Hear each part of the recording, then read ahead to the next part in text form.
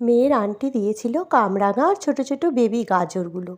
তো কামরাঙাগুলো তাদের গাছে হয়েছিল, কামরাঙাগুলো দিয়ে ভাবলাম কী করবো, তো একটু ছোটো ছোটো করে কেটে নিয়ে স্টার স্টার দেখতে লাগছে না, দিয়ে ভাবলাম তাহলে গুড় দিয়ে চাটনি করি। কামরাঙা চাটনি খেতে কিন্তু খুবই ভালো লাগে। ভালো করে ধুয়ে নিয়ে একটা ফুট দিয়ে জলটা ফেলে দিলাম, যদি টক হয় আর একটা ভাজা মশলা করলাম, জিরে আর পাঁচফোড়ন দিয়ে ভাজা মশলা করে রেখে দিলাম।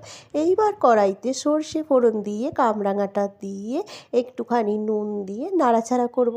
এখানে হলুদ দেওয়ার প্রয়োজন নেই, কামরাঙার চাটনিতে হলুদ দিতে লাগে না। তো এবার ভালো করে ফুটে গেলে ওপর থেকে আখের গুড় দিয়ে নামিয়ে দেব।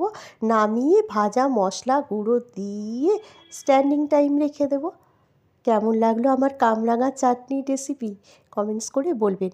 যদি ভালো লাগে অবশ্যই একটি লাইক করবেন। যারা চ্যানেলে নতুন এসেছেন প্লিজ চ্যানেলটাকে সাবস্ক্রাইব করবেন।